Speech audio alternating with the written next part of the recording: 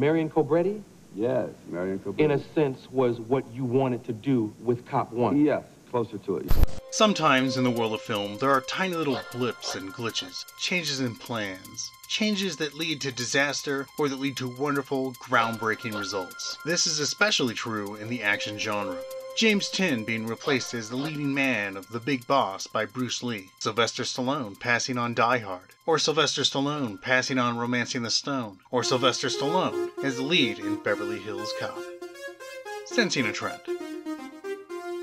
Now, the story is a bit more complicated than it may at first seem. Originally titled Beverly Hills Drive, the movie was pitched as a sort of variation on the then popular Dirty Harry type film, but as a sort of fish out of water version. Of course, once the script hit the 80s, there is plenty of evidence to suggest Eddie Murphy was always largely eyed for the lead of Beverly Hills Cop, at least ever since his breakout success in 48 Hours. Jack, tell me a story. Fuck you. Oh, that's one of my favorites. But producers also eyed Mickey Rourke, James Caan, and some others whom they thought may be a suitable lead to an action comedy with buddy cop elements. When the script came in, even prior to the script coming in, we ran into Eddie Murphy on a lot. And he said, "What are you guys doing?" And Don said, "We're doing this thing called Beverly Hills Cop," told him the idea. And Eddie said, "I'd love to play a character like that." And we said, "What a great idea." So when we turned it into Paramount, when Jeff and Michael got the screenplay, we said, "This is for Eddie Murphy." They called us back and said, "We love the script, but we gave it to Stallone." They didn't expect him to take the role. They thought it was too comedic for his style and his wants as an actor. But to their surprise, I think, he accepted. Meanwhile, in the back of our minds, we say, "But we wanted Eddie Murphy." But all right, Sly's a wonderful actor, and we sat down with him and said, "Look, I got to do a little work on the screenplay to modify the character for the way I speak." He started to tailor the script toward him, which is perfectly okay.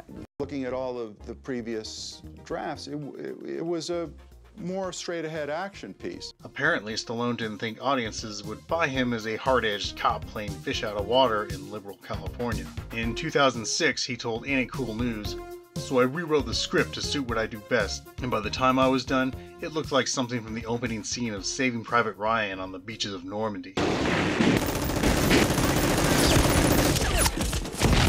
The studio got the new Sylvester Stallone draft. The budget had gone up, the comedy had gone out. We had this big meeting with Michael Eisner, Barry Diller, Jeff Katzenberg, Don, Marty, and myself. And, you know, Barry says, "What are you guys going to do? You have a picture that we're not going to spend this kind of money." You were supposed to do Beverly Hills Cop 1. Right. What happened? All right. I knew that all the baggage I bring with me as a character and the roles I've played, people wouldn't buy me being that naive. Coming into Beverly Hills, being thrown through windows, going, wow, wide-eyed in Babylon. Yeah. I said it would have to be a little bit different, a little harder edge. A fellow who's coming here on a duty and everything else, but with a little less comedy, because he's just not that intrigued by it. I just don't think people would buy me as going, God, look at all this. It's just too much. So we had changed it, and it was a very, very good script. And then at the last second, they said, "No, we want the comedy back." And I said, "Well, I can't do it. I really can't." Right. I think, you know, Eddie would, you know, you need a comedian. Stallone had every right to hold him up for, you know, for all his money. But he behaved in an absolutely gentlemanly and generous fashion. All involved decided to go their separate ways. And the rest is history. And I went on to do something really stupid after that, and whatever it was. What did you do right after that? Well, I was supposed to, someone sent me a script called Romancing the Stone, and then they sent me a script called Rhinestone, and I guess I had one beer too many, and I took the wrong one.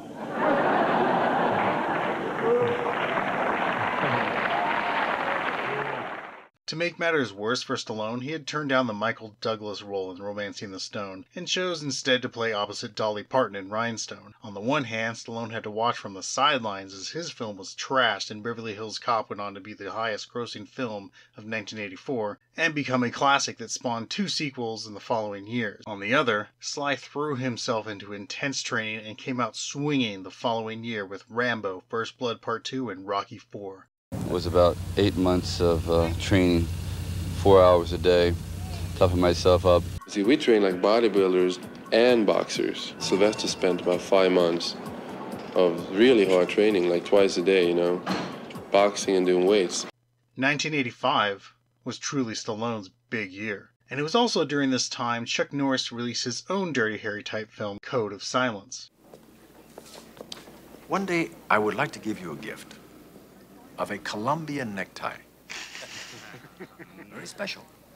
You slit the throat, pull out the tongue, and on you, it would look beautiful. Why don't you give it to me right now?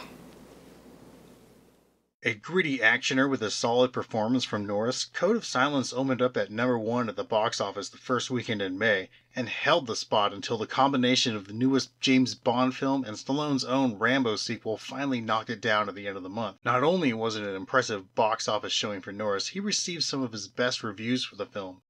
It seems unlikely either of these aspects were missed by Sly, who moved fairly quick to get his next movie off the ground. At the same time, the Kain Film Group was looking to expand beyond its reputation as an exploitation studio. They're deal makers. To date, they have not made what I would say is a really fine film. It set larger budgets out for a few of its stable stars, and then actively began courting big Hollywood names. And with a co-financing deal set up between themselves and Warner Brothers, Kain made a deal to help make Sylvester Stallone's next feature.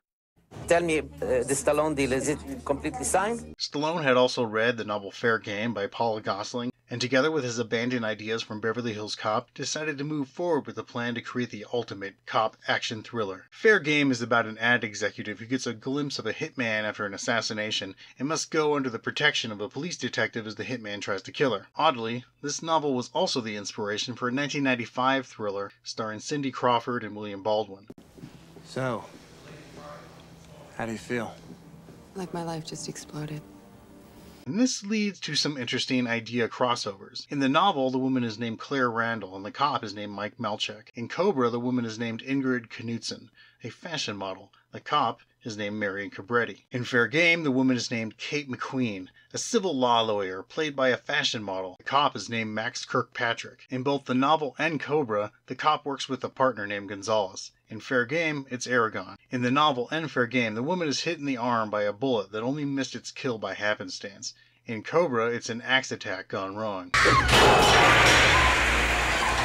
In the novel and Cobra, after a failed attempt on her life, the woman is in the hospital where another attempt to kill her is made. In all versions, the cop takes the woman on a road trip of sorts to keep her on the move and safe. In all versions, other people and the police cannot be trusted as they may be agents of the woman's attacker. In the novel, the story concludes with a shootout in the forest. In Cobra, the story concludes with a shootout and a fight to death in a foundry. In Fair Game, the story concludes on a freighter.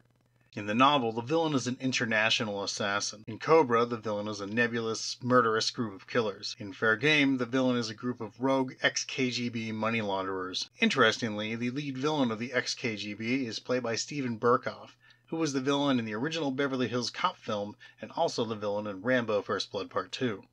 As fun as these details are, Cobra is seemingly a lot less inspired by that novel than the long-standing king of cop thrillers, Dirty Harry. Everything from his gun-toting, wisecracking, cool guy, tough-as-nails renegade cop persona gets turbocharged in Cobra. Wait a minute, do I get this right? You're gonna play this creeps game? It'll get us more breathing space. So it might get somebody killed. But you let me meet with the son of a bitch. None of that. You'd end up with a real bloodbath. This thing's so far out of control, I don't know where to start. Start with the legal problems. Of course we're gonna have legal problems. This city's become one big goddamn battlefield. Sylvester Stallone opens the film with a sobering monologue. In America, there's a burglary every 11 seconds. An armed robbery every 65 seconds. Delivered in a slowed-down growl, emulating Clint Eastwood's famous snarling words from the end of Dirty Harry. But being this is a 44 Magnum, the most powerful handgun in the world, and will blow your head clean off.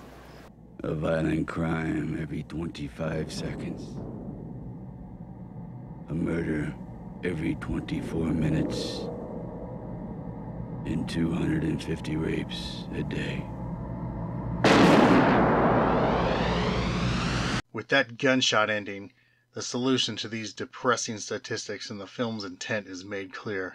It also shows in spades the impact of another series Cannon had recently transformed from the days of early 70s vigilante-style films, Death Wish. A series that had scenes of murder juxtaposed against the deadening of the souls of the people that brought it.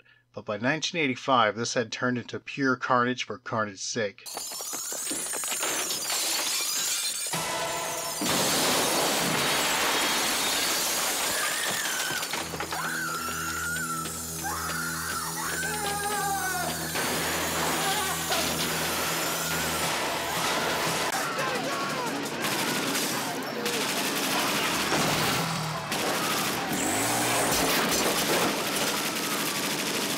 To be clear, this was really Cannon's whole thing. Stallone and his action movie-making professional adversary, Schwarzenegger, had merely adopted it. Cobra represented an opportunity to supplant Eastwood's place, something Schwarzenegger would also try a couple weeks later with Raw Deal. Who do you think I look like?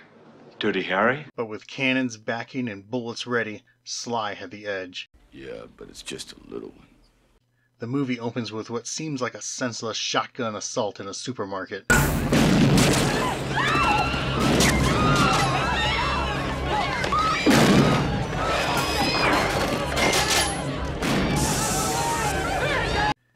And in a very short time, we are introduced to the Cobra. One of the things that Stallone asked me to do was to change the name of the character from Axel Foley to Axel Cobretti, so that he could be called the Motor City Cobra.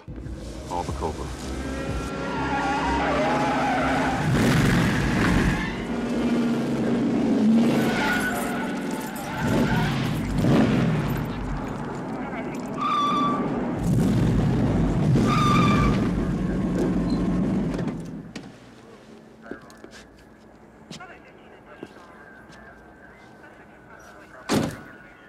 A souped-up car,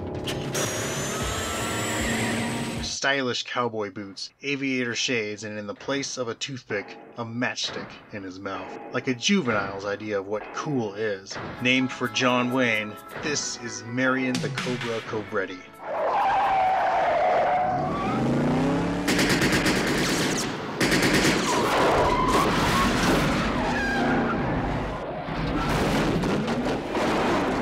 And we're not done. As he stalks through the supermarket, he gets on a loudspeaker and taunts his prey. Hey, dirtbag. You're a lousy shot. I don't like lousy shots. You wasted a kid. For nothing. Now I think it's time to waste you. He stops to sip a beer. I'll kill them all! You bring in the TV or I'll kill them all! You understand? And then he finally confronts the perpetrator. Come on, man. I got a bomb here. I'll kill her. I'll blow this whole place up. Go ahead. I don't shot her. Cobra barely gives the man an opportunity to drop his weapon before throwing a knife into him and shooting him dead. Drop it!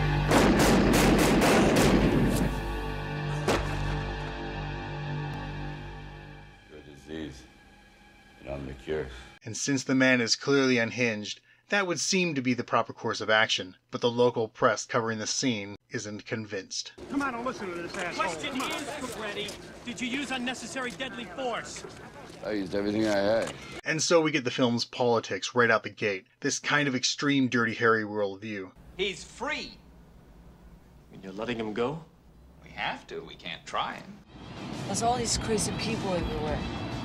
Why can't the police just put them away and keep them away? Tell them to the judge. What do you mean? We put them away, they let them out. Makes me sick. But like I said, you gotta tell it to the judge. It's an odd choice in some respects. Sly had made Nighthawks a few years earlier. In that film, the existence of violent terrorists seems to create a need for a new kind of cop, a trained counterterrorism expert with the instincts of a killer. But ultimately, the film ends as it begins, showing the premise to be a false one. Stallone's old-school cop defeats the new super-terrorist, not with his newfound fancy-pants counterterrorism methods, but with the same simple ruse he employed as a street cop. It's a rejection of the hypothesis. Cobra is just the opposite.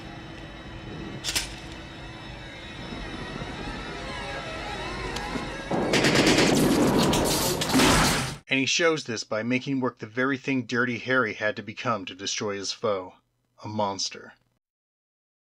But here, this is not treated as a criticism. It's borderline inspirational. You're gonna have to ask Cobra. He's the expert. And wait a minute, who is Cobra's partner but Rennie Santoni, who played Chico Gonzalez, Harry Callahan's partner in Dirty Harry, also now playing a character named Detective Gonzalez. And the police inspector who extols the virtues of a more peaceful approach is Andrew Robinson, who played the Scorpio Killer in that same film. You've already caused a lot of people to die. How about letting her live? Cobretti and I always felt that there was a bit of stunt casting going on, putting us in the movie together. You know, we always felt that was not a coincidence. So even though the latest Dirty Harry sequel had come out a scant 3 years previous, Cobra represents a sort of new take on the materia to an absurd length. Go ahead. Make my day. Go ahead. I don't shock her. In fact, it plays like a parody of the very thing it represents. And that's one of the things that's so wonderful about it. Cobra can be viewed with a straight face, in a sort of fascist fetish sort of way, or it can be viewed with tongue firmly in cheek as a cheeseball action spoof. The gunfights and chase scenes are fantastic.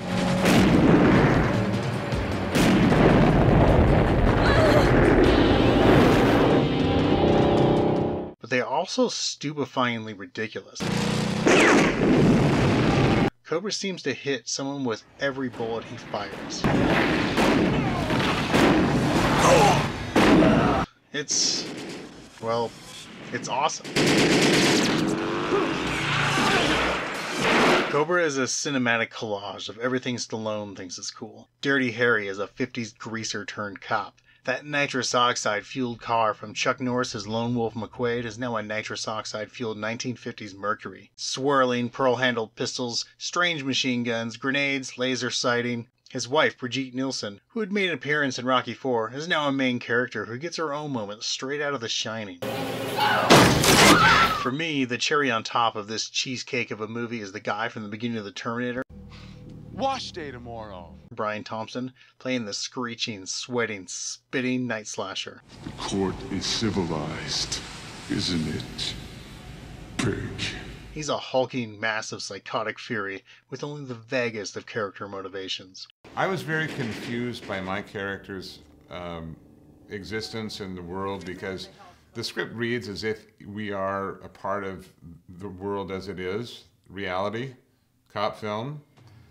But this guy and this band of guys banging axes didn't seem to have any real connections to the real world. So that was a little scary. I mean, are we making a comic book movie here? I mean, are we just chucking reality out the window? So that part I was a bit concerned about. But I was going to commit to it regardless of, it's your job as an actor.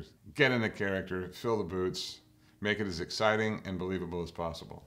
This plot follows as the Night Slasher, a member of an axe-wielding genocidal cult, fails to kill Nielsen. Cobra is sent to protect her, and the resulting attempts made against her life make up the rest of the film. The emphasis isn't on the plot, however. It's mostly passed over in either hand-waving nonsensical conversations or in music video-style montages. The result is similar to the effect of watching Rocky IV, a basic setup followed by intermittent music videos, action sequences, and then a climax. I love them both.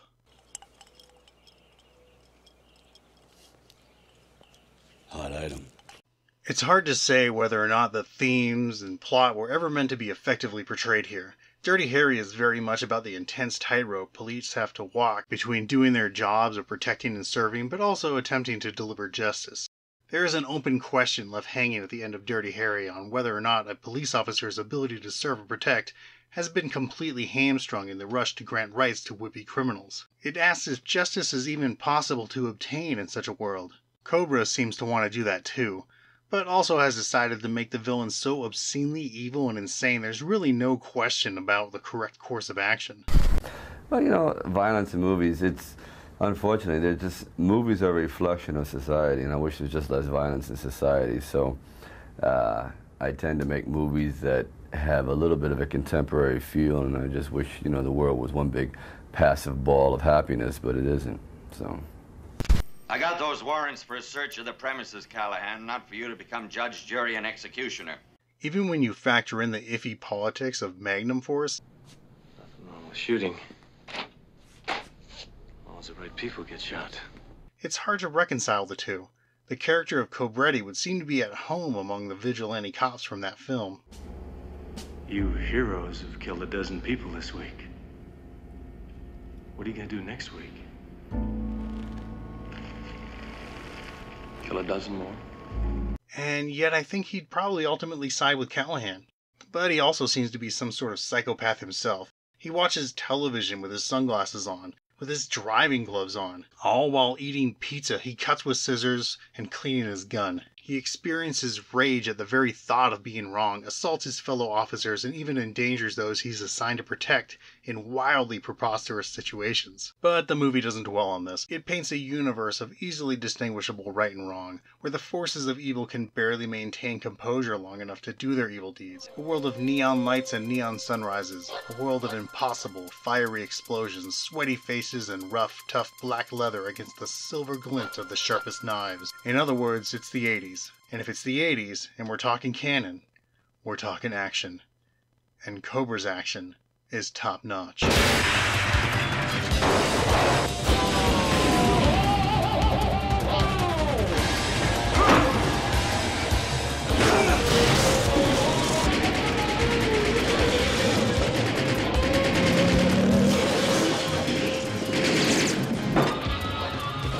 I've only worked with one other actor that is as good in the art of motion picture fighting, and that's John Wayne. Those heavily armed axe-murderer bikers may lack clear motivations, but they do very well in being cannon fodder for the film's incredible body count. This action extravaganza sees them play as Cobra's perfect target practice dummies, and just another reason for our lead to fire an amazing assortment of weapons and look cool doing it. And that's something I think we can absolutely credit Stallone, Cosmatos, and cinematographer Rick Waite for. The movie looks absolutely fantastic. It's a slick production, mixing in heavy uses of deep blacks and rich reds, with light glinting off reflective surfaces in a fancy sheen. But it's not just the aesthetics and that scary-ass knife the villain carries that I love. It's the ending. In a truly shocking moment of complete lack of situational awareness, the Night Stalker, who has now witnessed Cobretti kill several dozen other goons, as well as pour gasoline over a man and light him on fire with only the darkest amount of glib telling the man his rights. You have the right to remain silent. Believes Cobretti will actually try and arrest him instead of simply killing the shit out of him. You won't do it, pig. Which leads to one of my favorite weird 80s tough guy one-liners ever, as Stallone tries to channel a working-class hero line from the Steve McQueen flick The Reavers. I said there's somewhere that the law stops and just people begin. But with some awareness of Eastwood's Dirty Harry. You've got to ask yourself a question. Do I feel lucky?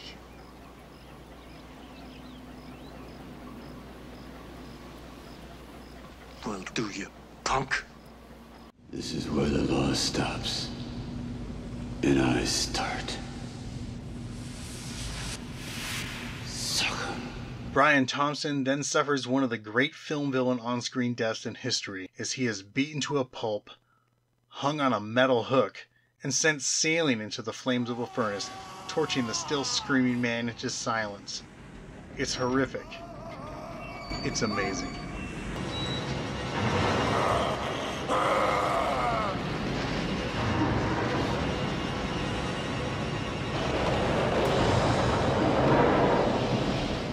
Perhaps ironically, I'd say this movie is every bit as funny as Beverly Hills Cop.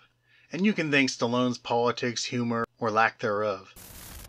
We were trying to move towards that kind of Hollywood cop. It was like Bruce Springsteen with a badge, you know, that kind of a thing. Yeah. You know, and I kind of accomplished it. I took a lot of flack in Cobra because what's happening in America, and predominantly in California, you're breeding a new kind of criminal. A criminal that kills for the mere gratification of killing. It isn't as though it has to be motivated. You can be standing on the street corner, you can be minding your own business. It's just a bloodlust. It's a thrill. Yeah. And we're giving rise to that, and especially in California. This seems to be the mecca for serial killers. So I said, you know, how is this ever going to be alleviated? You cannot, with the law enforcement, deal with that kind of mentality in a sober, ethical, normal procedure. You're dealing with a madman, and you're going, in other words, he has no rules, and you're playing with rules. He's going to beat you every time. Right. All right? He can go out of bounds whenever he wants. So I said, okay, I'm going to develop a cop who deals with them on their own terms. Despite what that title card says, this, like Rambo First Blood Part 2, was clearly a Sylvester Stallone-directed joint. Not only for its MTV-style montage-heavy editing aesthetic are we able to tell, but the movie just screams vanity project. And that's before you even get into what the cast has said in interviews in the years since. When Stallone walked on set, George P. was like, yes, yes, oh yes, Sly, yes. And Sly was like, I want a 2-shot over there, I want a shot over there. Brian, you're going to be going over here. Sly directed the film, and the classic shot of my character saying pig with his spit flying out, he was, I want that spit backlit. Brian, you're going to be putting a lot of water in your mouth, and I want to just see that spit come out of your mouth. We're going to be this tight on you, and when you say pig, I just wanted to explode out like that. I mean, he completely knew exactly how that shot was going to look. I mean, George would come in every day with comments from the previous day's dailies, and we all knew it was Sly's handwriting. I mean, it wasn't George. Now, here's what I looked at dailies last night, and these are my comments. These are my comments, quote unquote. What we, everyone knew it was Sly's comments. It was Sly's handwriting. Now to address a long-standing rumor. Let me be clear. There is no uncut work print floating around out there. I know there is a lot of bad information out on the internet about this, including, as of this writing, a section on Wikipedia that goes into detail but does not include any sources for its claims. None of it is real. Take it from a guy who collects work prints. Now, why is this rumor so prevalent? A couple of reasons. The first is not only was Stallone competing with the new blood in town, he was also competing against a big studio push from Paramount in their film Top Gun. In order to try and get more showings in and thus provide for a bigger box office prize, Stallone edited Cobra down to about 87 minutes against Top Gun's 110. And while it did manage to knock Top Gun out of the first place spot for that week, Top Gun not only managed to outlast Cobra at the box office, Top Gun handedly beat it overall, becoming the highest grossing for the year, while Cobra wound out at about number 15. The other thing is that Cobra is a violent film. And when it aired on television, it had to trim much of the blood and violence to make it past the TV ratings boards. Already a short film, it was easy to include longer takes and a previously cut scene to make up for the time difference. Anyone who has seen the television version and was aware of the fact that cuts were made to compete with Top Gun could have conflated the two things, and with the idea of a work print like that which does exist for a cliffhanger, confused the two. But hey, in the interest of showing what I'm talking about instead of telling, here is a scene with the uncut footage included. Just edited it right back in. How you doing? You're doing a great job here.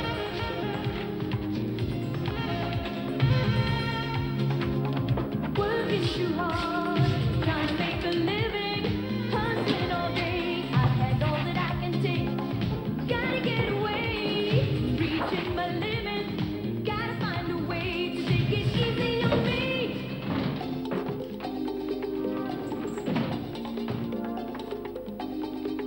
Wow, right? So glad people are clamoring for this. Back when Shout Factory announced their collector's edition of the Blu-ray, I was one of the many people to message them to ask about deleted material, but was politely rebuked. Would I like a 2-hour version? Sure, why not? Am I expecting that to ever happen? No, not officially. And fine, I think the 87 minutes probably does this more than enough justice.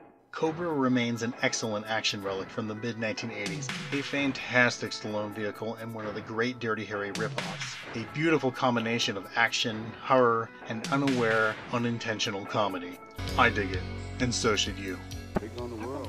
That's a good script. It was one of those things that, it just didn't work out. It was about the time of Beverly Hills Cop, and it's incredible how many deals fall through. And then another guy picks it up and it becomes a hit, whatever. It's amazing that you even find a hit nowadays. It's so hard.